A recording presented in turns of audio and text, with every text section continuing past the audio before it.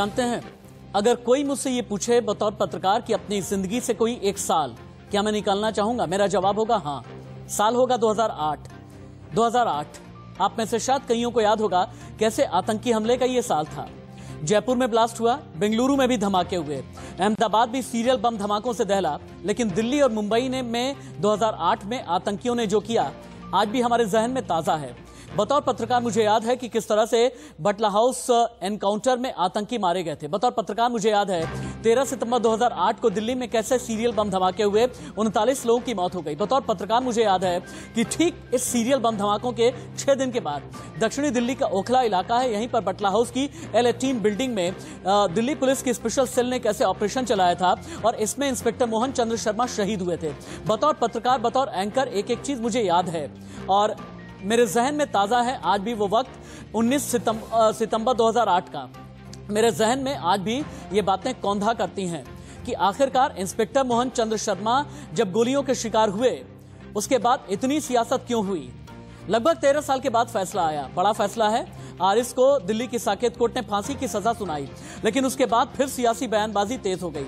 Bharatiya Janata party को यह लगने लगा कि कांग्रेस को अपने बयानों पर माफी मांगनी चाहिए।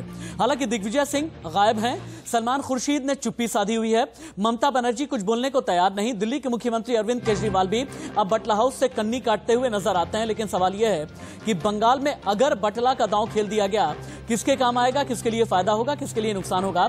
नमस्ते, मैं राशिद। अब अगर बंगाल में यह बटला हाउस का दांव खेला जाएगा तो इसके कितने किरदार रहेंगे आप समझिए। ममता बनर्जी, जिन्होंने यह कहा था कि अगर बटला हाउस एनकाउंटर सही निकला तो मैं अपनी राजनीति छोड़ दूंगी। AIMIM के चीफ असदुद्दीन ओवैसी, जो ये कहते हुए नजर आते हैं कि यहां हिंदुस्तान में मारे वो लोग जाते हैं जो धर्म विशेष से संबंधित रहते हैं। JP नड्डा से लेकर के प्रधानमंत्री नरेंद्र मोदी और अमित शाह तक अब ये जानते हैं कि बंगाल में जैसे ही बटला का दांव चला जाएगा ये ममता बनर्जी के लिए बैकफायर कर जाएगा। लेकिन अधीर रंजन चौधरी क्या जवाब देंगे? क्या जवाब देंगे दिग्विजय सिंह के 13 साल पुराने बयान पर? क्या जवाब देंगे सलमान खुर्शीद के उस बयान पर जब उन्होंने ये कहा था कि सोनिया गांधी को आतंकी की तस्वीर में ले जाकर के दिखाई, सोनिया गांधी की आंखों में आंसू आ गए और उसके बाद उन्होंने ये कहा कि ये तस्वीर मेरे सामने से हटा दो। क्या जवाब देंगे? अमर सिंह इस दुनिया में नहीं है, उन्होंने भी ये कहा था कि लाल कृष्ण आडवाणी को न्यायिक जांच की मांग करनी चाहिए। ममता बनर्जी ने कहा था राजनीति छोड़ दूंगी। अब्बास सिद्दीकी से लेकर के लेफ्ट तक, क्या बटला के नाम पर धार्मिक ध्रुवीकरण होगा? अगर होगा तो बंगाल में किसका फायदा और किसका नुकसान? अगली तस्वीर में हम आपको ये दिखा रहे हैं कि बटला हाउस का जो जिन्न है एक बार फिर से निकल आया है।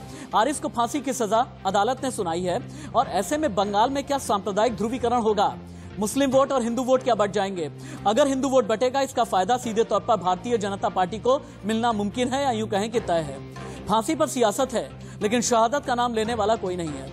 ममता चुप हैं, दिग्विजय सिंह खामोश हैं और सलमान खुर्शीद गायब हैं, कुछ भी कहते हुए नजर नहीं आते। इस बीच पहली बड़ी खबर आज की मेरी डिबेट की। बटला हाउस पर जुबानी जंग तेज हो गई है, फैसले के बाद तेज होने लगी है सियासत और भारतीय जनता पार्टी ने यह कह दिया है कि कांग्रेस को माफी मांगनी चाहिए। लेकिन कांग्रेस का कहना है कि बटला हाउस पर राजनीति मोहन चंद्र शर्मा की शहादत का अपमान है। सोमवार को ही दिल्ली की साकेत कोर्ट ने आरिस खान को सुनाई है फांसी की सजा और इस पर रविशंकर प्रसाद ने क्या कहा था, कांग्रेस के हरीश रावत क्या कहते हैं, प्रकाश जावड़ेकर से लेकर सुप्रिया श्रीनेत यानी कांग्रेस की प्रवक्ता, इन सभी का क्या कहना है एक बार देखिए।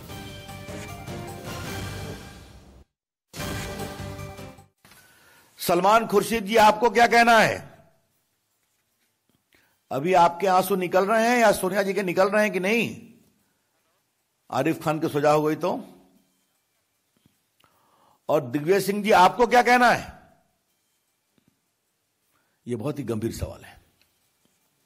बाटला हाउस कांड को Samajwadi party, BSP, Congress party, left parties, Mamata ji, इन सबों ने नेशनल इश्यू बनाया था, यूपी के चुनाव में इश्यू बनाया था। और बाकी ममता जी ने क्या कहा मैंने आपको पढ़ दिया है। क्या मतलब है इसका? क्या वोट के लिए आतंकवाद के खिलाफ लड़ाई को इस तरह से कमजोर किया जाएगा? जो शहीद होते हैं उनके नाम पर राजनीतिक फायदा उठाने का नहीं है। उस समय उस इनकाउंटर को लेकर के बहुत सारी चर्चाएं हुई लोकतंत्र के अंदर ये स्थिति निकलती है। अनंतो गत्वा जो न्यायिक प्रक्रिया के अंदर चीजें स्थापित होती हैं वही अंतिम सत्य माना जाता है। तो उसका न्यायिक प्रक्रियाओं का, न्यायिक निर्णयों का राजनीतिककरण करना और राजनीतिक फायदा उठाने की बात करना, ये मैं समझता हूँ भाजपा का जो विभाजनकारी एजेंडा है उसमें अब ये न्यायिक निर्णयों का भी उपयोग करने लग गए हैं। तो ये मोहन चंद शर्मा जी की शहादत का अपमान है। काउंटर मामले में आतंकवादियों के खिलाफ पुलिस ने जो बहादुर कार्रवाई की उसका नतीजा आया और सजा मौत मिली है। देश भर में यही संदेश है कि आतंकवाद की यही सजा होगी। लेकिन मुझे सवाल पूछना है, सोनिया जी, अरविंद केजरीवाल, ममता बनर्जी, दिग्विजय सिंह, सब लोगों ने पुलिस के कार्रवाई पर ही सवालिया निशान उठाए थे और आतंकवादियों का एक तरह से पक्ष लिया था। आज हम पूछना चाहते हैं और उन्होंने मांग करते हैं कि उनको आज देश से माफी मांगनी चाहिए। यही उसका प्रायश्चित है। कि एक कुख्यात आतंकवादी को बाटला हाउस मामले में सजा हो गई। और ये भी सच है कि मुझे इस बात की बहुत ज्यादा खुशी है कि कांग्रेस की सरकार ने एक इतना पुख्ता केस बनाया, इतने तगड़े साक्ष्य इकट्ठा किए, इतना मजबूत केस बनाया कि जिससे पहले एक अभियुक्त को 2013 में ही सजा हो गई थी, आज दूसरे अभियुक्त को उन्हीं साक्ष्यों, उन्हीं प्रोसिक्यूशन के केस के आधार पर दूसरे को भी सजा हो गई। आतंकवाद पर राजनीति नहीं होनी चाहिए, लेकिन क्योंकि बीजेपी की बेहुदी राजनीति हमेशा आतंकवाद पर ही होती है, तो कहीं ना कहीं सॉफ्ट कॉर्नर आतंकियों को लेकर, आतंकवाद को लेकर मौका परस्त भाजपा का हमेशा से रहा है। हम डिबेट को ओपन करेंगे। सवाल यह है कि आखिरकार कांग्रेस माफी मांगेगी या फिर नहीं। भारतीय जनता पार्टी के लिए बाटला हाउस का जो फैसला है पश्चिम बंगाल में आखिरकार कितना फायदा पहुंचाएगा? दिग्विजय सिंह खामोश क्यों हैं? सलमान खुर्शीद क्यों नहीं बोल रहे? राहुल गांधी अपनी चुप्पी तोड़ेंगे या फिर नहीं? पश्चिम बंगाल में अधीर रंजन चौधरी जवाब देंगे या फिर नहीं? और सबसे बड़ी बात यह है, ममता बनर्जी दिल्ली भी आई थी 2008 के बाटला हाउस एनकाउंटर के बाद और यह कहा था कि अगर बाटला हाउस एनकाउंटर सही निकल गया तो मैं अपनी राजनीति से संन्यास ले लूंगी। अब ममता खामोश क्यों है? व्हीलचेयर पर तो आ गई ममता, अग्रेशन भी दिखाने लगी ममता, लेकिन बाटला हाउस पर सभी की चुप्पी सवाल खड़े करती है। हालांकि सुप्रिया श्रीनेत ने यह कहा है कि हमने ठीक तरीके से जांच की, तभी आज जाकर के आतंकी को फांसी की सजा मिली है। लेकिन सुप्रिया श्रीनेत सलमान खुर्शीद पर नहीं बोलती, दिग्विजय सिंह पर नहीं बोलती और उस वक्त के बड़े बड़े कांग्रेसी नेताओं पर नहीं बोल रही हैं। अनिला सिंह, प्रवक्ता भारतीय जनता पार्टी, मेरे साथ में है। अनुज आत्रेय, नेता कांग्रेस। एल.एन. राव, पूर्व DCP, Delhi police special cell. Nishant Sharma, criminal lawyer हैं। Satyendra Tripathi, senior crime journalist हैं, मेरे साथ में जुड़े हुए हैं। अनुज आत्रेय से पहला सवाल होगा। अनुज आत्रेय जी, कहां है दिग्विजय सिंह जो वीडियो अपॉर्चुनिटी के लिए आते थे और बिल्कुल अपने ऑप्टिक्स वाले अंदाज में, फोटो ऑप्टिक्स वाले अंदाज में दिग्विजय सिंह ऐसे अपना सर झुकाते थे और ये कहते थे कि अगर एनकाउंटर सही है तो गोली यहां कैसे लगी? कहां है सलमान खुर्शीद जो ये कहते थे कि सोनिया गांधी को ले जाकर के तस्वीर दिखाई, जैसे ही तस्वीर दिखाई सोनिया गांधी की आंखों में आंसू आ गए? ये दो नेता कहां हैं? मेरी निगाहें ढूंढ रही हैं, भारत ढूंढ रहा है, भारत इनसे जवाब चाहता है।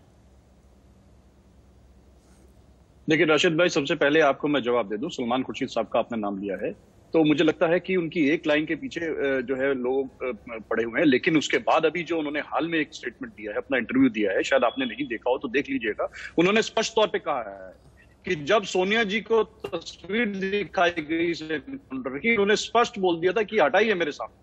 ठीक है, जो आतंकवादी थे, पुलिस ने अपना काम किया और कानून अपना काम करेगा, कोर्ट न्यायालय में चलेगा। दूसरी बात यह है कि आतंकवाद पे राजनीति करना किसको सूट करता है? कौन आतंकवाद पर राजनीति कर रहा है? कौन चुनाव में लाभ उठाना चाहता है कि जब जब चुनाव आता है कहीं ना कहीं इस तरह की ध्रुवीकरण की बातें जो है, पाकिस्तान की बातें या कहीं ना कहीं ऐसी बात करके करते हैं कि चुनाव में लाभ हो। देखिए मोहन चंद शर्मा जी जो हमारे शहीद इंस्पेक्टर, उनकी शहादत को नमन किसने किया? अशोक चक्र से सम्मानित कौन सी सरकार ने किया? जो भारतीय जनता पार्टी बड़े बड़े दावे करती है, बड़े बड़े ये बातें करती है, काम कांग्रेस पार्टी करती है। सम्मान देने का काम कांग्रेस पार्टी ने किया। उस समय के होम मिनिस्टर की स्टेटमेंट नहीं याद आती किसी को? जब पी चिदंबरम साहब उस समय होम मिनिस्टर थे, उन्होंने क्या बोला था? ये एक एनकाउंटर है, आतंकी हमला था और ये एनकाउंटर बिल्कुल सही हुआ और इस पर कोई इंक्वायरी नहीं होगी। नो इंक्वायरी की उन्होंने ऑर्डर किए। उन बातों को नहीं कहा जाएगा कि सरकार ने क्या बोला। अनुज भाई, आप गलत टर्फ पर खेल गए, आप गलत टर्फ पर खेल गए अनुज भाई। हालांकि आप मेरे अभिन्न मित्र हैं, लेकिन जहां पर विचारों का मतभेद आएगा वहां पर मैं आपको जवाब जरूर दूंगा और आपसे सवाल करूंगा ही करूंगा, क्योंकि मैं इसी भूमिका में हूं। आप लोग को चिदम्बरम याद आते हैं, शिवराज पाटिल का नाम क्यों नहीं लेते आप लोग? उस वक्त में जब आतंकी हमले हुआ करते थे, जब जयपुर में आतंकी हमला हुआ, अहमदाबाद में हुआ, बेंगलुरु में हुआ, दिल्ली में हुआ, कोयम्बटूर में हुआ, जब मुंबई धमाके हुए, 26/11 हुआ, इस वक्त में अगर कोई गृह मंत्री था तो वो शिवराज पाटिल थे।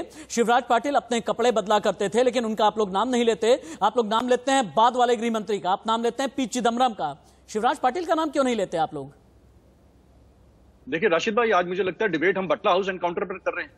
अगर 26/11 पे एनकाउंटर, उस पे आतंकी हमले पे बात करते तो निश्चित तौर पे शिवराज जी की बात होती, लेकिन जब आप बटला हाउस एनकाउंटर की बात कर रहे हैं और कांग्रेस पार्टी के नेताओं के बयान की बात कर रहे हैं, तो मैं कांग्रेस पार्टी की सरकार के होम मिनिस्टर की बात करूंगा। मैं उस समय पी चिदम्बरम साहब होम मिनिस्टर थे, तो आज उन्हीं की बात की जाएगी। और इस एनकाउंटर पे जो प्रश्न उठा रहे हैं, तो ये मैं आपको याद दिलाना चाहूंगा कि ये अभी सुप्रिया सुनील जी की भी आपने बात बोली और वही हम बात बोल रहे हैं, उसको नहीं कहा जाएगा। ये जो आज सजा हुई है कोर्ट में, ये कांग्रेस की सरकार के जमाने में जो साक्ष्य इकट्ठे किए गए थे, जो एजेंसीज ने एविडेंस इकट्ठे किए गए थे, उन्हीं एविडेंस आप लोग तो ये कहते हैं कि कांग्रेस वालों को माफी मांगनी चाहिए, लेकिन अनुज यात्रे का ये कहना है कि आप लोग सियासी फायदा कमाने की कोशिश कर रहे हैं। हमने तो सही जांच की, तब जाकर के आज दिल्ली की साकेत कोर्ट ने आरिस को फांसी की सजा सुनाई है, ये कहना अनुज यात्रे का। 2013 में भारतीय जनता पार्टी जांच कर रही थी क्या? भारतीय जनता पार्टी जवाब दें, अनिला जी जवाब दें। उसी जांच के आधार पर अनिला जी को सुनेंगे, अनिला जी को सुनेंगे, अनिला जी को सुनेंगे। बंगाल का चुनाव बाटला का कितना दांव? अनिला जी, ऐसा है कि बड़ी गजब की पॉलिटिकल पार्टी है ये। पॉलिटिकल पार्टी जो कांग्रेस है वो एक बात कहेगी, और जब ये सत्ता में होते हैं, जो गवर्नमेंट की एजेंसीज होती हैं, वो दूसरी बात है। ठीक है, अभी हमने नाम लिया शहीद मोहनचंद शर्मा जी का, उसको अशोक चक्र दिया, सरकार ने दिया। ठीक है, यूपीए की सरकार थी, सरकार ने दिया। पर हम देखते हैं कि सोनिया गांधी, सलमान खुर्शीद, दिग्विजय सिंह, ये सब क्या कर रहे थे? छाती पीट पीट कर आंसू बहा रहे थे।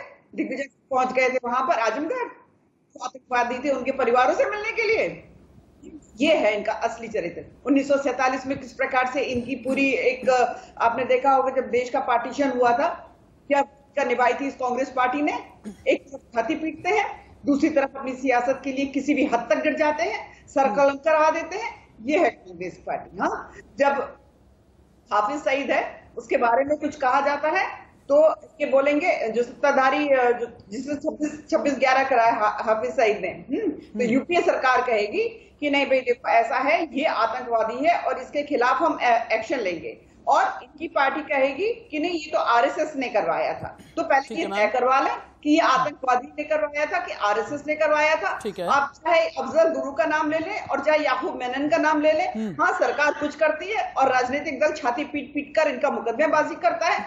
ये है कांग्रेस की असलियत। अनुज यात्रे जी, आपके ऊपर आरोप ये लग रहा है कि आतंकी के नाम पर आप लोग हिंदू मुसलमान करते हैं। अनुज यात्रे जवाब दें, फिर से अनिला जी के पास में चलेंगे। ये सेशन बीजेपी वर्सेस कांग्रेस का है, उसके बाद बाकियों के लिए ओपन करता हूं। अनुज जी जवाब दें। मैं बहुत थोड़े शब्दों में अनिला जी की बात का जवाब देता हूं। इन्होंने अफजल गुरु का नाम लिया, तो हम ये बताना चाहते हैं अफजल गुरु को शहीद का दर्जा की मांग देने वाली पीडीपी और उसके साथ अलायंस करने वाली कौन थी? किसने 3.5 साल अपनी महबूबा के साथ वहां सरकार चलाई? तो इनडायरेक्टली अफजल गुरु को इन्होंने समर्थन दिया। अफजल गुरु को हमारी सरकार ने सजा दी और इन लोगों ने उस पार्टी के साथ अलायंस किया जिसने अफजल गुरु को शहीद का दर्जा दिया था। ये बात आतंकवादियों की करती है। आज इन्हीं की पार्टी का एक पदाधिकारी मुंबई में एक बांग्लादेशी घुसपैठी है, उसको बनाया है। और जुबैर अहमद का आप नाम भूल गए क्या, जो बांग्लादेशी घुसपैठी है? और ध्रुव सेना का हम चर्चा करना भूल जाएंगे, जो पाकिस्तान की मदद से यहाँ पे टेलीफोन एक्सचेंज चलाता है। उसके बारे में भारतीय जनता पार्टी और इनकी सरकार एक शब्द नहीं बोलेगी, लेकिन सेलेक्टिव होकर के आतंकवादी की बात। क्या आतंकवादी और घुसपैठी के नाम पर भी बीजेपी वर्सेस कांग्रेस चलेगा क्या? नहीं, भारतीय जनता पार्टी जो है वो अपने चरित्र के लिए जानी जाती है, राष्ट्रवादिता के लिए जानी जाती है। और हाँ, हम हिंदुत्व में विश्वास करते हैं और हिंदुत्व हमें सिखाता है देश सर्वोपरि है, देश में रहने वाला हर एक नागरिक आपके लिए मान सम्मान के लायक है, अगर वो आतंकवादी नहीं है। और इंडियन नेशनल कांग्रेस जो है, जिसकी जो नींव पड़ी है वो केवल और केवल डिवाइड एंड रूल वालों ने जब पढ़वाई है, तो सीधी सी बात है ये लोग कुछ और कैसे सोच सकते हैं? हाँ, मैं कैसे भूल जाऊं या मेरा देश कैसे भूल जाए कि हमारे जम्मू कश्मीर को आतंकवाद की आग में झोंकने वाले कौन? कांग्रेस। हमारे पंजाब को आतंकवाद की आग में झोंकने वाले कौन? कांग्रेस पार्टी। अगर नॉर्थ ईस्ट की बात कर लेते हैं, हम साउथ की बात कर लेते हैं, इन्होंने कौन सा क्षेत्र छोड़ा है, इनसे पूछिए बैठकर। इस देश को आग में, अनुजात्रा जवाब तो देना होगा। अनुजात्रा जी जवाब तो देना होगा। साल 2008-2009 बतौर पत्रकार मैं अपनी जिंदगी से निकालना चाहता हूं, कैसे निकलेगा? आप लोगों की सरकार थी, एक के बाद एक आतंकी हमले होते थे। जयपुर में हमला हुआ, अहमदाबाद में हुआ, बेंगलुरु में हुआ, दिल्ली में हुआ, मुंबई में हुआ। ठीक 3-4 महीने के बाद उसके बाद पुणे में जर्मन बेकरी ब्लास्ट भी हो गया। आप लोग के हाथ बिल्कुल बंधे हुए थे। कभी इंडियन मुजाहिदीन का नाम सामने आता था, कभी सिमी का नाम सामने आता था, कभी ये कहते थे नक्सलवादी कहीं गढ़चिरौली में घुस गए हैं। नक्सलवादी से लेकर के इंडियन मुजाहिदीन से लेकर के बाकी सिमी और न जाने कितने टेरर आउटफिट का नाम आता था। क्यों ऐसा क्यों है? ये संयुक्त तो नहीं हो सकता ना?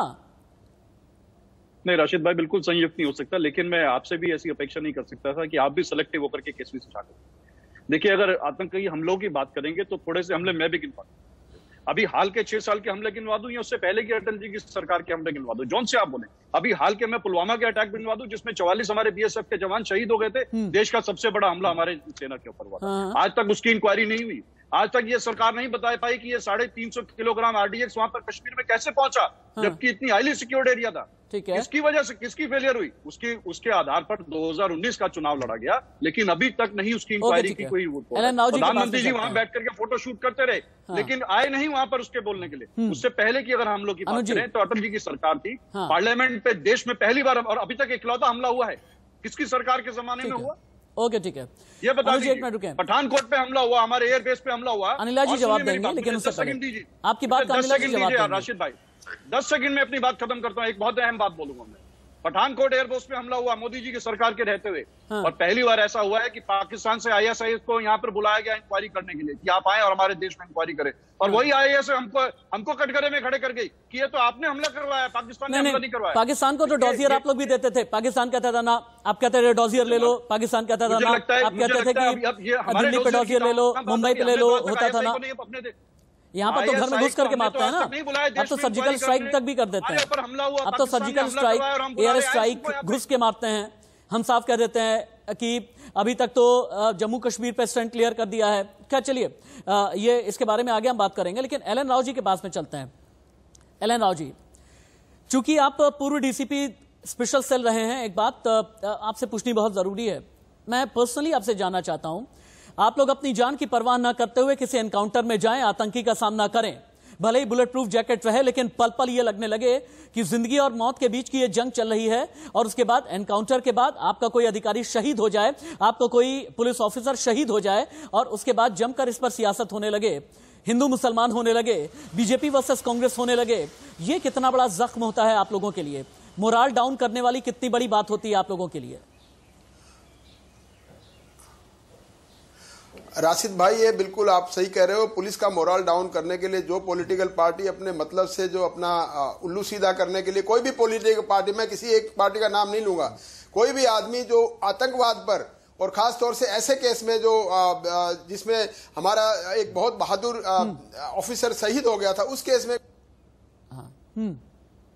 जी एलन राव जी, चलिए एलन, हाँ बोले अपनी बात बोले, आगे बढ़िए। जी जी बिल्कुल आवाज आ रही है। हमारे टाइम में हमने इन्वेस्टिगेशन, अरे कोई पॉलिटिकल पार्टी इन्वेस्टिगेशन नहीं करती, इन्वेस्टिगेशन इन्वेस्टिगेटिंग एजेंसी करती है।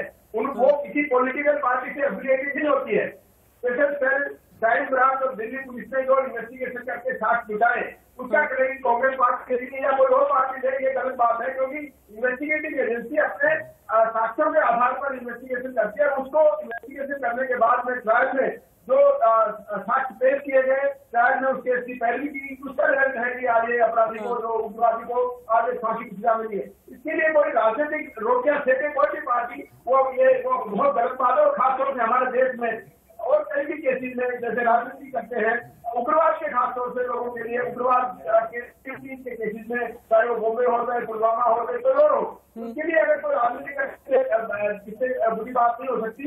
मैं एक बार फिर से सेक्शन और क्राइम ब्रांच की इन्वेस्टिगेशन एजेंसी को बधाई देता हूँ कि उस टाइम से मैं 2008 में था, जब ये एनकाउंटर हुआ तब मैं पोस्टिंग में था, और उसी स्पेशल सेल में था जिसके ऑफिसर ने इशारा किया था। और मोहन चंद शर्मा हमारे बहुत ही बहादुर ऑफिसर थे, वो और दूसरे और भी लोगों को जख्म हुआ था। रियल एनकाउंटर ही पॉलिटिकल पार्टी के लोगों को बोले ना जाके, जब इस काउंटर में गोली चलती है जब जाने वाला है ना पता लगे उनको कितना आसान होता है या कितना करना कितना आसान होता है। जब वो गोलियां चलती है उसके सामने देख कर रहे लोग तो उनको पता लगेगा कि क्या इन्वेस्टिगेशन एजेंसी या कोई तो पुलिस के आदमी जो अपनी जान को जोखिम में डालकर ऐसा काम करते हैं, उग्रवादियों को पकड़ने की कोशिश करते हैं। अगर एक काम कर लेते हैं एक बार इन्फोग्राफिक स्टूडियो चलते हैं और बंगाल का चुनाव के बाद बटला में कितने दांव लगे हुए हैं ये समझने और समझाने की कोशिश करते हैं। उसका निशान जी आपके पास भी आ रहा हूं, सत्येंद्र त्रिपाठी जी आपके पास भी आता हूं। अब सवाल यहां पर यह पैदा होता है कि बटला का जो बंगाल का चुनाव है, यहां बटला का दांव किसके काम आएगा और किसके लिए नुकसानदेह साबित होगा? क्या ममता बनर्जी के लिए नुकसानदेह साबित होगा? क्या हिंदू वोटों का ध्रुवीकरण होगा? कांग्रेस को नुकसान पहुंचाएगा? क्योंकि दिग्विजय सिंह का बयान, सलमान खुर्शीद जैसों का बयान आज भी सभी को याद है, जब दिग्विजय सिंह ने यह कहा था कि सर में 5 गोली लगी है। आखिरकार ये कैसा एनकाउंटर है जब सर में 5 गोली लगेगी? भारतीय जनता पार्टी एक ही बात कह रही है कि कांग्रेस को माफी मांगनी चाहिए। ध्रुवीकरण अगर हुआ तो फिर हिंदू वोट बैंक क्या पश्चिम बंगाल में भारतीय जनता पार्टी के लिए लामबंद हो जाएगा? क्या पोलराइज हो जाएगा? और यही एक वजह है कि बटला हाउस का जिन अगर एक बार निकला है तो भारतीय जनता पार्टी भी ये चाहती है कि अब ये जिन वापस से बोतल के अंदर ना जाए। निशांत शर्मा जी के पास में चलते हैं, क्रिमिनल लॉयर हैं निशांत शर्मा, उनके पास ही चलेंगे। निशांत जी, पिछले 13 साल में आपने बटला हाउस एनकाउंटर वाले केस को अच्छे तरीके से स्टडी किया है और बतौर पत्रकार मैंने कवर किया है। 13 साल में आप ये बताएं कि कितने लीगल लूपहोल्स रहे कि सजा पर फैसला आने में 13 साल का वक्त लग गया, तब जबकि दिल्ली की साकेत कोर्ट ने फैसला सुनाया है, आगे हाई कोर्ट भी जाएगा और सुप्रीम कोर्ट भी जाएगा यकीनन। ऐसे में लीगल लूपहोल्स कितने रहे? सियासी बयानबाजी की वजह से केस कितना डाइल्यूट होता है? दिल्ली से लेकर के आजमगढ़ के सराय मीर तक कितने लोगों ने डाइल्यूट करने की कोशिश की? कितने लोगों ने हिंदू मुस्लिम के नाम पर डाइल्यूट करने की कोशिश की?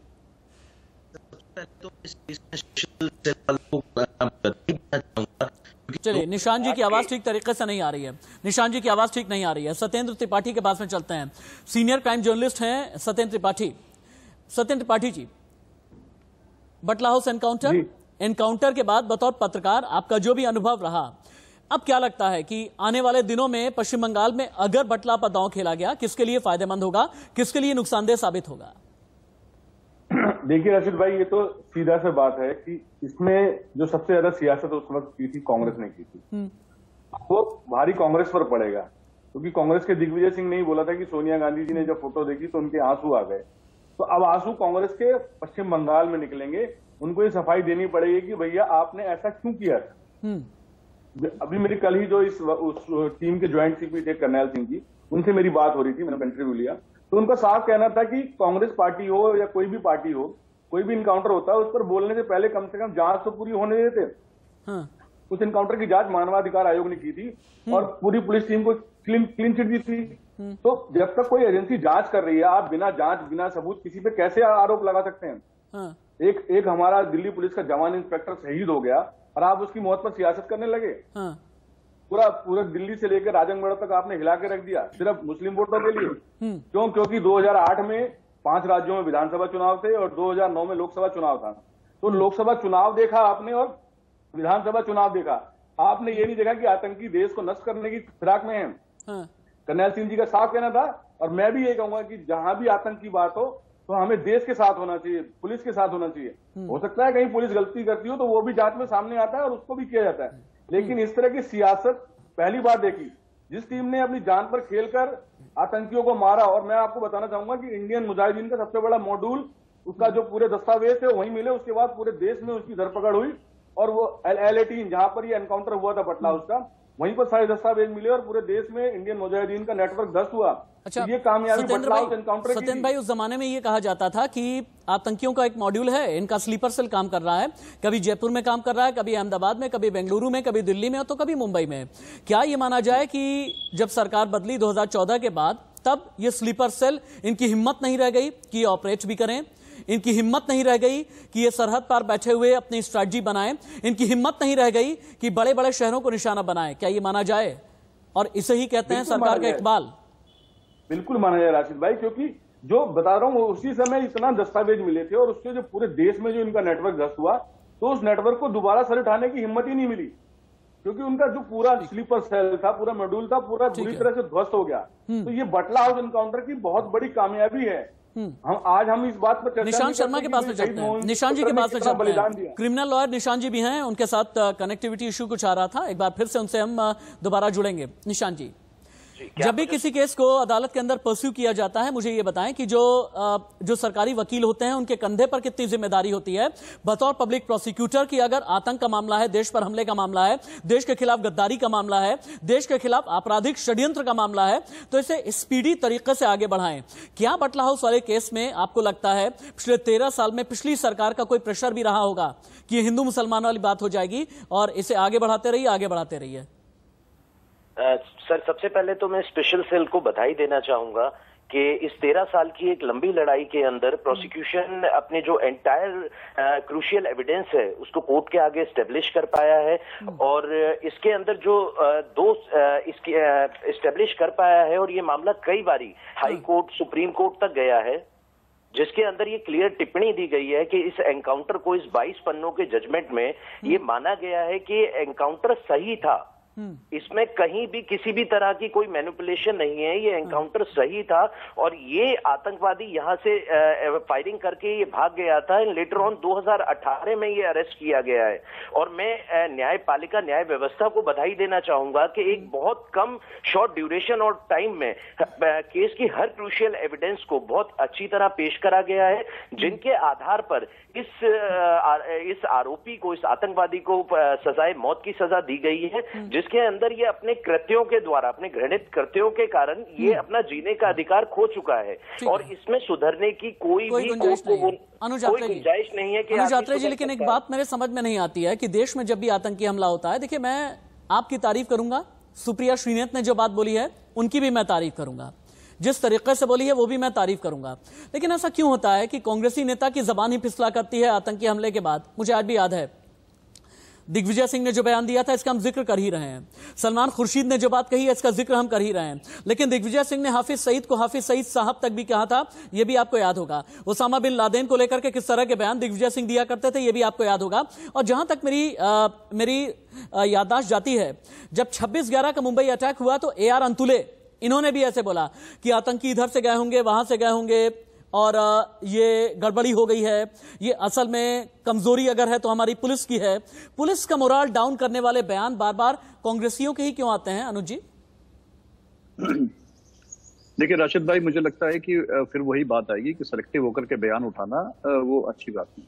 देखिए निश्चित तौर पे कुछ एक नेताओं के जो आप बयान के जिक्र कर रहे हैं वो बयान दिए गए हैं, लेकिन वो कांग्रेस पार्टी का स्टैंड कभी नहीं था। कांग्रेस पार्टी ने उन बयानों को कभी एंडोर्स नहीं किया। कांग्रेस पार्टी ने हमेशा आतंकवाद के खिलाफ लड़ाई लड़ी, आतंकवाद का दंश झेला, आतंकवाद में हमने अपने बड़े बड़े नेताओं की शहादत दी। क्या राजीव जी की शहादत को हम लोग भूल गए हैं कि किस तरह से आतंकवादी दिग्विजय सिंह को माफी मांगनी चाहिए? मेरी बात पूरी होने दीजिए, मैं बोलता हूँ। देखिए माफी तो बहुत लोगों को मांगनी चाहिए। माफी तो उन लोगों को सबसे पहले मांगनी चाहिए कि देश के राष्ट्रपिता महात्मा गांधी जी के हत्यारे के गोडसे को जो देशभक्त बताने वाले लोग हैं, जो आज भी भाजपा के सांसद हैं। 19 सितंबर 2008 की बात कर रहे हैं। हमें वर्तमान की भी, इतिहास के पन्ने जो है उखाड़ने से पहले हमें वर्तमान की भी बात कर लेनी चाहिए राशिद भाई। वर्तमान में जो गोडसे की जो मंदिर बना के पूजा करते हैं, जो गोडसे को देशभक्त बताते हैं, और भारतीय जनता पार्टी की वो सांसद है और उनको आज तक माफी नहीं की बात कही गई है। मैं बाटला कोई बयान नहीं आया आज तक की बात। मैं बाटला की बात कर रहा हूँ। तो क्या बाटला की बात करें तो महात्मा गांधी की बात नहीं करनी चाहिए? इंस्पेक्टर मोहन चंद्र शर्मा की शहादत की बात कर रहा हूं। बाटला हाउस की हम बात कर रहे हैं।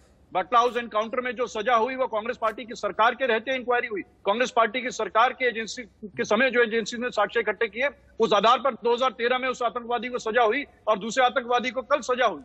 तो ये तो कांग्रेस की, भारतीय जनता पार्टी की इसमें क्या देन थी बताएं? भारतीय जनता पार्टी तो आतंकवादियों को छोड़ने कंधार तक पहुंच गई थी। अनिला जी, भारतीय जनता आप लोग आतंक में जिसका नाम होता है उसे सांसद बना देते हैं। तो आतंकी को छोड़ने के लिए आप लोग कंधार तक चले जाते हैं। आपके पास विल पावर नहीं है जैसे कांग्रेस के पास में है। अनुज यात्रे का ये कहना है। रिपोर्ट करें अनिला जी, रिपोर्ट करेंगी अनिला जी, अनुज यात्रे जी को रिपोर्ट करें। बिल्कुल, सारी राजनीतिक इच्छा शक्ति तो कांग्रेस पार्टी की ही है ना। अपने गिरेबान में, अपने आस्तीन में इन सांपों को पालती है कांग्रेस पार्टी। तभी तो इनको सबसे ज्यादा सहानुभूति होती है आतंकवादियों के प्रति। ये मैं बोल रही हूं या इनके नेता बोल रहे हैं? ये पता है ना हेमंत करकरे से दिग्विजय सिंह क्या बात करते थे, हाँ, जब एनकाउंटर चल रहा अनुज जी, आपने भी तो पूरी आसीन का कुर्ता पहना हुआ है, क्या आप भी आसीन में सांप पालते हैं अनुज जी? नहीं, एक मिनट और मैं इनका बता दूं, इनका चेहरा तो सारे नेता पहन करके बंगाल पहुंचे हुए थे। नहीं, सारे नेता इनके कुर्ते पहन करके और चूड़ीदार पजामी पहन करके बंगाल पहुंचे। तो पूछिए उन्होंने अपने आस्तीन में किस किस को पाला हुआ है। मैं पर्दाफाश करती हूँ, मुझे चिल्लाने की आवश्यकता नहीं, पर अपनी बात जरूर कहूंगी और मजबूती से कहूंगी। आप गोडसे की बात करते हैं ना, हर बार दहाड़ का कांग्रेस जो है गोडसे की बात करती है। बताइए बाबूलाल चौरसिया को आपने क्यों लिया अपनी पार्टी में? हाँ, गोडसे की पूजा करने वाले बाबूलाल चौरसिया ने स्पष्ट कर दिया था। अनिला जी, बाबूलाल चौरसिया ने स्पष्ट कर दिया था कि मुझे नहीं बताया गया कि वह गोडसे की मूर्ति है, आतंकवादी कहने, लेकिन आप भी तो स्पष्ट करवा दीजिए अपनी पार्टी से।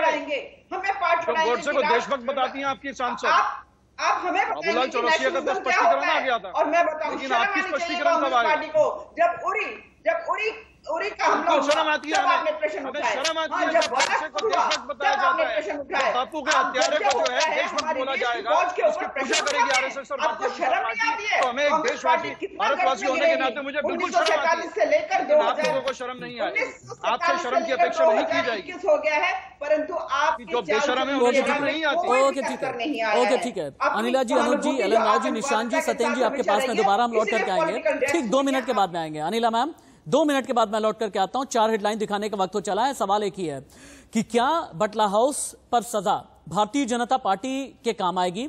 बटला हाउस पर कांग्रेस को माफी मांगनी चाहिए या फिर नहीं? दिग्विजय सिंह का बयान, सलमान खुर्शीद का बयान, 13 साल पुराना बयान भले ही है, क्या बटला हाउस पर फैसले के बाद ये बयान कांग्रेस के लिए नुकसानदेह साबित होंगे और ममता बनर्जी अपनी चुप्पी कब तोड़ेंगी? इन्हीं सब सवालों के जवाब आगे भी तलाशेंगे। बटला हाउस केस और फैसला आ जाने के बाद फिर हम डिबेट कर रहे हैं और डिबेट में बीजेपी और कांग्रेस दोनों के ही नेता हमारे साथ में हैं। भारतीय जनता पार्टी का यह मानना है और कहना है कि कांग्रेस को माफी मांगनी चाहिए, लेकिन कांग्रेस का यह कहना है जिन लोगों ने कंधार जाकर के आतंकियों को छोड़ा है, ये आतंकी के नाम पर हमें आईना कैसे दिखा सकते हैं? हमने केस को मजबूत किया तब जाकर के 13 साल के बाद बटला हाउस केस में आरिस को फांसी की सजा हुई है, लेकिन फांसी की सजा के बाद आरिस के गांव में सन्नाटा है। दोषी आरिस खान के परिवार ने भी चुप्पी साध दी है। यूपी में आजमगढ़ के बिलरियागंज का रहने वाला है आरिस के पिता का निधन हो गया है, मां अभी भी जिंदा है। 2008 में आरिस खान की गिरफ्तारी हुई थी और आरिस को अब फांसी की सजा हो गई है। बटला हाउस एनकाउंटर केस में मौत की सजा हुई है। साकेत कोर्ट के एडिशनल सेशन जज संदीप यादव ने एक दिन पहले ही फैसला सुनाया है। आरिस खान को सजा मौत का ऐलान हुआ है। 302 का मुजरिम माना गया है, रेयरेस्ट ऑफ रेयर केस माना गया। इससे पहले शहजाद को उम्र कैद की सजा 2013 में हो चुकी है। आरिस और शहजाद बटला हाउस एनकाउंटर के बीच भाग निकले थे और आरिस की फांसी की सजा के बाद सियासत भी गर्मा गई है। इन्फोग्राफिक स्टूडियो चलते हैं और आपको दिखाते हैं कि बटला में कितने सियासी चेहरे हैं जिन्हें ढूंढा जा रहा है, जिन्हें तलाश किया जा रहा है। पहला चेहरा दिग्विजय सिंह, जिनके बारे में यह कहा जाता है कि उनकी चुप्पी भी अपने आप में कई कहानी कहती है। सलमान खुर्शीद, अमर सिंह इस दुनिया में नहीं है। अमर सिंह ने कहा था कि लाल कृष्ण आडवाणी को न्यायिक जांच की मांग करनी चाहिए। ममता बनर्जी ने कहा था कि अगर एनकाउंटर सही निकला तो फिर मैं सियासत छोड़ दूंगी। अरविंद केजरीवाल, अखिलेश यादव, ओवैसी, इन सभी ने सियासी बयानबाजी की थी। लेकिन अगर 13 साल पहले आप जानते हैं ना, जो 2008 का साल था, पूरी तरह से हिंदुस्तान को दहला दिया था। कैसे?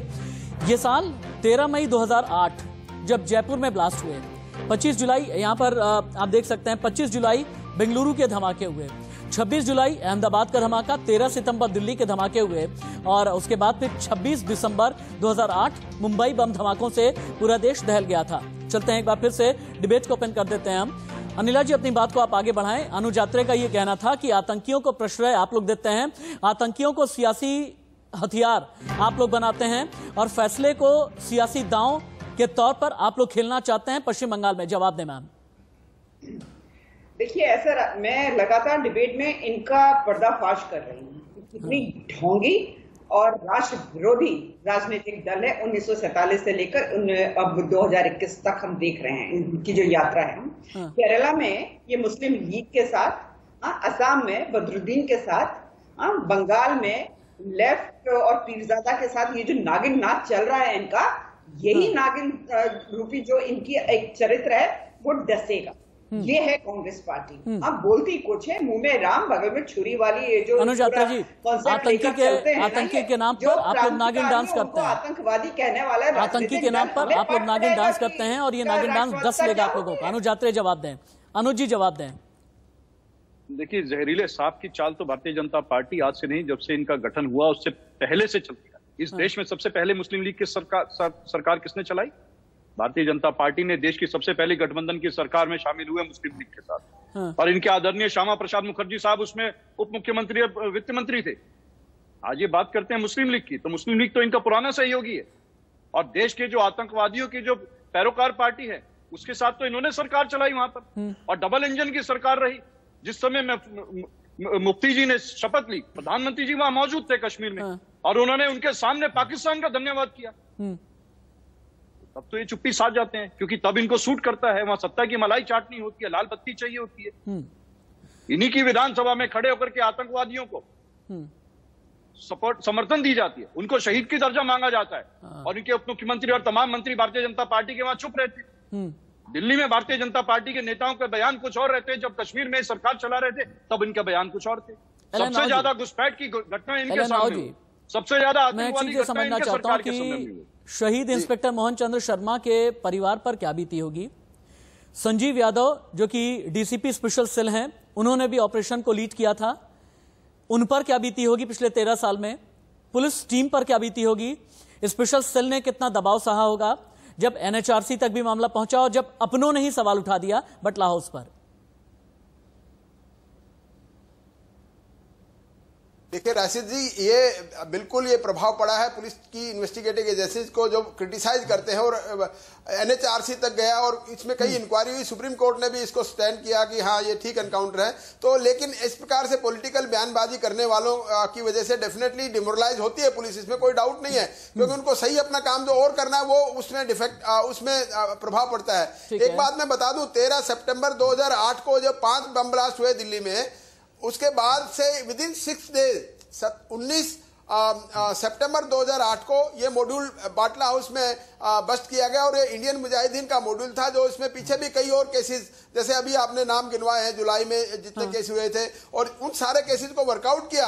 और ये सारा वर्कआउट करने की स्थिति में तब आई पुलिस, जबकि इन्होंने मेहनत की, हमारे मोहनचंद शर्मा जैसे बहादुर ऑफिसर्स ने मेहनत की। उनके परिवार के ऊपर क्या गुजरी होगी 13 साल में? बिल्कुल आपका सही सवाल है। 13 साल में तिल तिल कर इन्होंने सोचा होगा कि इसके साथ में न्याय मिलेगा कि नहीं मिलेगा। लेकिन कल जो अदालत ने, बिल्कुल हम जुडिशरी पे विश्वास करते हैं, कल जो माननीय संदीप यादव जी की अदालत ने इसको फांसी की सजा सुनाई, तो उसके बाद से ये लगा कि हाँ मोहनचंद शर्मा को आखिर में न्याय मिला। तो लेकिन ये जो पॉलिटिकल बयानबाजी है, इनको अभी भी सोचना चाहिए कि ये अपने मतलब से ये पॉलिटिकल बयानबाजी ना करें। इससे definitely investigating agency, police force और हमारे देश की जो इवन फौजें हैं, हमारी आर्मी है, वो भी डिमोरलाइज होती है कि किस प्रकार के हम पॉलिटिकल लीडर्स के अंदर काम कर रहे हैं, जो कि इस प्रकार से अपनी राजनीतिक रोटियां सेकने के लिए ऐसी बयानबाजी करते हैं। ठीक है राव जी। निशान जी, कितना मुश्किल होता है एनकाउंटर को, और हाँ आतंकी के एनकाउंटर को अदालत में जाकर के टैकल करना और अदालत में लीगल डिस्कोर्स में इसे सही साबित करना, और यह बताना कि किस तरह से जान पर खेल करके पुलिस वालों ने या फिर दिल्ली पुलिस की स्पेशल सेल ने इस पूरे ऑपरेशन को अंजाम दिया। मैं ये सवाल क्यों कर रहा हूं बताता हूं मैं आपको, क्योंकि उस जगह पर मैं गया हूं, मैंने खुद ही कवर किया है, इसलिए मैं अपना एक्सपीरियंस बताता हूं आपको। ओखला का इलाका है, सकरी सी गली है, बगल में एक मस्जिद है जिसका नाम है मस्जिद खलीलुल्लाह। कहने वाले ये कहते रहे कि आपने सुबह सुबह जाकर के एनकाउंटर कर लिया और एनकाउंटर के वक्त में कोई भगदड़ नहीं मची, ऐसा कैसे हो सकता है? आप बाहर से लेकर के आए, L18 में ले जाकर के आपने एनकाउंटर कर दिया। कहने वाले ये कहते हैं कि L18 की तीसरी मंजिल तक अगर आप चढ़ करके आए, अफरा तफरी क्यों नहीं मची? कहने वाले ये कहते हैं कि L18 से अगर कुछ आतंकी भाग करके निकले तो बिल्कुल सकरी सी सीढ़ियां हैं, तो भाग करके अगर आतंकी निकले इन्हें पकड़ा क्यों नहीं गया? कहने वाले ये कहते हैं कि अगर छत से कूद करके नीचे भागे तो फिर छत से नीचे तक की ऊंचाई इतनी है कि कोई भी कूदेगा तो उसकी जान चली जाएगी। ऐसी चीजों को अदालत के अंदर लीगली टैकल करना किसी भी पब्लिक प्रोसिक्यूटर के लिए, दिल्ली पुलिस के स्पेशल सेल के लिए और संजीव यादव जैसे बड़े अधिकारियों के लिए कितना बड़ा चैलेंज रहता है? सर ये एक बहुत बड़ा चैलेंज रहता है, क्योंकि इस एनकाउंटर को शुरू से ही स्पेशल सेल की भूमिका को संदेह में लाने के लिए शुरू से भिन्न भिन्न प्रकार के सवाल उठाए गए। कई बार ये भी कहा गया कि पुलिस वालों ने ही राइवलरी के कारण शायद इनको शर्मा जी को गोली मारी गई, और इसके अंदर इनका मोरल डाउन ना हो। जो इन्वेस्टिगेटिंग एजेंसी है, जो रेडिंग पार्टी है, ऑनरेबल कोर्ट ने इसके अंदर 11 लाख रुपीस का फाइन भी इम्पोज करा गया है, जिसके अंदर मृतक के परिवार वालों को, देखिए आदमी के जाने के बाद भरपाई किसी भी तरह से नहीं हो सकती है, परंतु ऑनरेबल कोर्ट ने इसमें 10 लाख रुपीस मिस्टर शर्मा की फैमिली को दिया गया है, जो फाइन इंपोज हुआ है आउट ऑफ 11 लाख। सर ये बहुत टफ होता है, क्योंकि कहने वाले ये वहां पे नहीं खड़े होते हैं, मौके से AK-47 की गोलियां बरस रही हैं। एकदम ठीक कह रहे हैं आप, एकदम ठीक कह रहे हैं आप कि मौके से AK-47 की गोलियां बरस रही हैं। कोई ये नहीं देखता कि किस एंगल से गोलियां चलानी है, आगे आ करके चलानी है, कन्फ्रंट करते हुए चलानी है, पीछे से चलानी है, अगर भागते हुए जा रहे हैं और इन्हें रोकना है, अगर वापस से हमला कर देते हैं तो फिर किस तरह से अपने बचाव में गोलियां चलानी है, अपनी रक्षा करने के लिए गोलियां कैसे चलानी है, इन सब का फैसला मैदान सजा करके नहीं किया जाता। एलन राव जी, समझाइए उन सियासतदानों को एक बार के लिए समझाइए कि जब आतंकियों का एनकाउंटर करने के लिए टीम जाती है सर, इससे पहले कि मैं सत्येंद्र जी के पास में जाऊं, आतंकी का एनकाउंटर करने के लिए टीम जाती है, एक बार बताइए, मैदान नहीं सजाया जाता है, किस तरह की व्यू रचना की जाती है, किस तरह से जान हथेली पर रख करके ले चलते हैं, सीने पर तो बुलेट प्रूफ जैकेट होती है, लेकिन कोई अगर यहां पर आकर के पॉइंट ब्लैंक रेंज से अगर कोई आकर के किसी पुलिस वाले को माथे पर गोली मार सकता है, इसको लेकर के कोई सवाल नहीं करता। पुलिस वाले को पीछे यहां से कोई गोली मार सकता है, इस पर दिग्विजय सिंह नहीं बोलते। पुलिस वाले को यहां से गोली लग सकती थी, इस पर दिग्विजय सिंह नहीं बोलते। आतंकी को किस एंगल से गोली लगी, इस पर बोलते हैं। एक बार समझाइए कि मैदान नहीं सजाया जाता, कैसे होता है ऑपरेशन।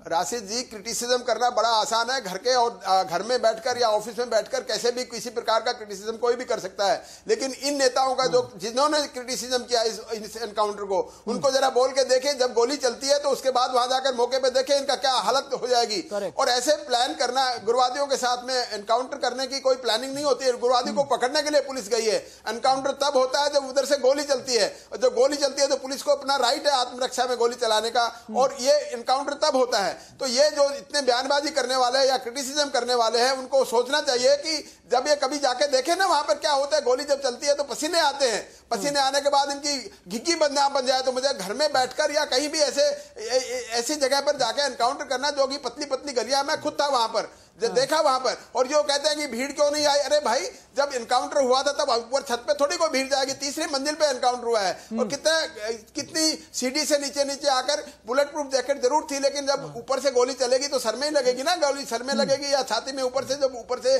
सीढ़ी के नीचे कोई आदमी होगा तो उसको गोली कोई सीधे बुलेट प्रूफ जैकेट में थोड़ी लगेगी। तो ये सारी चीजें कि उसको गोली क्यों नहीं लगी, अरे भाई तुम जाके देखो तो पता लगेगा ना कैसे एनकाउंटर होता है। तो ये सब चीजें उनको विराम लग गया है, ये फैसला आ गया है, ये सारी की सारी चीजें जो क्रिटिसिज्म हो रहा है, जो क्वेश्चंस थे अभी तक 13 साल तक ये क्वेश्चन चलते रहे, ये बाटला हाउस का भूत कभी भी निकल के आता था, उसका पूर्ण सत्येंद्र भाई बताएंगे हमें, सत्येंद्र भाई हमें बताएं कि इंडियन मुजाहिदीन और सिमी की जड़ें कितनी ज्यादा गहरी हो गई थी उस जमाने में, 2007 में, 2008 में और 2009 में। एक बार बताइए, जड़ें दिल्ली से लेकर के आजमगढ़ तक कितनी गहरी हो गई थी, आजमगढ़ का सरायमीर किस तरह से बदनाम हो गया था, पूर्वी उत्तर प्रदेश भी किस तरह से निशाने पर आ गया था, और सिर्फ पूर्वी उत्तर प्रदेश ही नहीं, बेंगलुरु से लेकर के बिहार तक उस जमाने में कहा जाता था कि सिमी है, इंडियन मुजाहिदीन हैं, भटकल ब्रदर्स हैं, आरिफ जैसे हैं, जो सरायमीर से लेकर के बेंगलुरु तक, बिहार से लेकर के दिल्ली तक और दिल्ली से लेकर के मुंबई तक अपनी जड़ें गहरी किए हुए हैं। इन्हें किस तरह से स्पेशल सेल ने तोड़ा, किस तरह से खात्मा किया, बताएं एक बार। ये सब मेहरबानी है बटला हाउस एनकाउंटर की। मैं बताऊं राशिद भाई कि बटला हाउस में जब एनकाउंटर हुआ दिल्ली पुलिस ने, उसके बाद जो वहां पे दस्तावेज मिले, उससे जो जितने भी पूरे मॉड्यूल था उसका नष्ट हुआ, और उन्हीं से पता लगा कि किन किन एनकाउंटर में शामिल थे। मैं आपको बताऊंगा कि जो ये इंडियन मुजाहिदीन है, ये अपना इनका एक अलग तरह का मोडस ऑपरेंडी होता था। ज्यादातर ये 13 तारीख को चूज करते थे और 13 तारीख को 13 जगह ब्लास्ट, इस तरह की इनकी प्लानिंग होती थी। मतलब एक साथ पूरे देश को हिला देने की इनकी जो प्लानिंग होती थी, और कई जगह पे इन्होंने उसको ब्लास्ट को अंजाम भी दिया लगातार। मैं 2005 का भी बताना चाहूंगा, जब दिल्ली सहित कई जगह पे ब्लास्ट हुए थे, उसमें भी 65, 70, 80 लोग जाने गई थी। तो इसी तरह से अहमदाबाद हो, जयपुर हो, यहाँ पर भी ब्लास्ट हुआ, और ये सभी ब्लास्ट तभी खुल पाए जबकि बटला हाउस का एनकाउंटर हुआ। इससे जो सबूत मिले, उन सबूतों से सारे एनकाउंटर का जो पर्दाफाश हुआ, इंडियन मुजाहिदीन का जो पूरा नेटवर्क था वो ध्वस्त हुआ, जो कि ऐसा ध्वस्त हुआ कि आज तक भी वो सर उठा नहीं पाया। ये मैं कहूंगा ऐसे जाबाज इंस्पेक्टर मोहनचंद शर्मा की बदौलत है। हम आज चर्चा कर रहे हैं सियासत की, हमें चर्चा करनी चाहिए कि जिस वक्त ये एनकाउंटर हुआ, उस वक्त मोहनचंद शर्मा का बेटा डेंगू से पीड़ित था और जिंदगी और मौत के बीच झूल रहा था। मोहनचंद शर्मा अपने बेटे को ब्लड दे करके आए थे। उसके बाद भी उन्होंने अपने बेटे, अपने परिवार की वो नहीं सोची, उन्होंने सोचा देश के लिए। वो अपने बेटे को अस्पताल में छोड़कर ब्लड और देकर सत्येंद्र भाई, वो मुझे आए ये भी लड़ने याद के है लिए। कि कैसे ये कहा गया था कि ये डिपार्टमेंटल राइवलरी वाला कोई चक्कर है, इसी वजह से इंस्पेक्टर मोहन चंद्र शर्मा को गोली लगी है। मुझे याद है कि कुछ ऐसी जबान भी थी, कुछ ऐसी स्तरहीन जबान थी जो इस तरह की भी बातें करती थी। अनुज भाई, आप उन चंद नेताओं में से हैं, उन चंद पॉलिटिशियंस में से हैं जिन्हें मैं पर्सनली जानता हूं, जो बहुत संवेदनशील हैं, मृदुभाषी हैं, सौम्य हैं और बहुत ही जज्बाती हैं। क्या डिबेट के बाद कभी दिग्विजय सिंह से अगर मुलाकात होगी पर्सनली, आप जाकर के ये कहेंगे या नहीं कहेंगे कि बड़ी एम्बैरेसमेंट होती है, माफी मांग लीजिए ना, बड़ी एम्बैरेसमेंट होती है अपनी जबान के लिए, आप कह दीजिए ना कि नहीं मुझे अफसोस है, मुझे आज भी खेद है, कभी कहना चाहेंगे दिग्विजय जैसों से? देखिए राशिद भाई, मैं डॉक्टर मनमोहन सिंह जी का इस समय जिक्र जरूर करना चाहूंगा, जो उस समय प्रधानमंत्री। अभी सत्येंद्र त्रिपाठी जी ने बताया कि उन्होंने कल ही करनैल सिंह जी का इंटरव्यू किया है, जो उस समय शायद डीसीपी थे। हाँ। जब ये बटला हाउस एनकाउंटर हुआ। हाँ। तो क्या त्रिपाठी जी उन्होंने वो जिक्र नहीं किया आपसे कि डॉक्टर मनमोहन सिंह प्रधानमंत्री होते हुए उन्होंने जो है दिल्ली पुलिस की तारीफ करी कि बहुत दिग्विजय पर खामोश क्यों रह जाते हैं?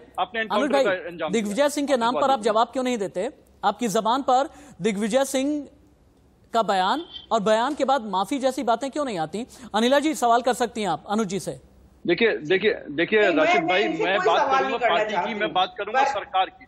जो पार्टी का ऑफिशियल स्टैंड है, मैं उसके विषय में बोल सकता हूं। जो सरकार रही, जो सरकार में रहते हुए प्रधानमंत्री जी ने बोला, जो गृह मंत्री जी ने बोला, मैं उसकी बात कर सकता हूं। अनुज जी बोले, रही बात अनिला जी बोले, अनिला जी बोले, अनिला जी एक बार, अनुज भाई, अनिला जी को सुन लेते हैं। अनुज भाई, मैं कंक्लूडिंग पार्ट में हूँ, अनिला जी बोल सकती हैं। सांसदों से माफी दिलवाएं। प्रश्न तो इस देश की जनता पूछती है, प्रश्न तो ये 5 प्रदेश की जनता इनसे पूछेगी कि भाई आप बताइए, हाँ, जो आंसू टपकाने वाले, आतंकवादियों के घर की विजिट करने वाले, हाँ, ममता दीदी बोलती थी कि मैं राजनीति छोड़ दूंगी, ये सब कहाँ है?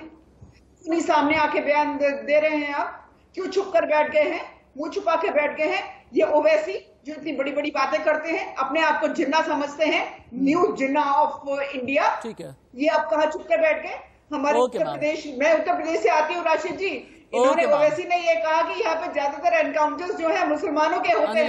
अरे इस प्रकार की राजनीति करने वालों को शर्म आनी चाहिए। निशांत शर्मा जी, सत्येंद्र त्रिपाठी जी, मेरी डिबेट में रहने के लिए बहुत बहुत धन्यवाद। अंत में एक ही बात कहना चाहूंगा, बटला हाउस के नाम पर सियासत हो रही है, सियासी बयानबाजी हो रही है, लेकिन सियासत में कहते हैं कि बयान गड़े मुर्दों की तरह होते हैं, टाइमिंग के हिसाब से इस्तेमाल किए जाते हैं। जब बटला हाउस पर फैसला आ गया तब भारतीय जनता पार्टी ने बयान निकाला। दिग्विजय सिंह का सलमान खुर्शीद का पॉलिटिकल टाइमिंग है, क्योंकि 5 राज्यों के विधानसभा चुनाव सर पर हैं। क्या यह माना जाए कि कांग्रेस के लिए यह बयान हिमालयन ब्लंडर यानी बहुत बड़ी गलती साबित होंगे? ममता बनर्जी के लिए क्या यह बैकफायर कर जाएगा? पश्चिम बंगाल के चुनाव में 2 मई का इंतजार कीजिए। बटला का जिन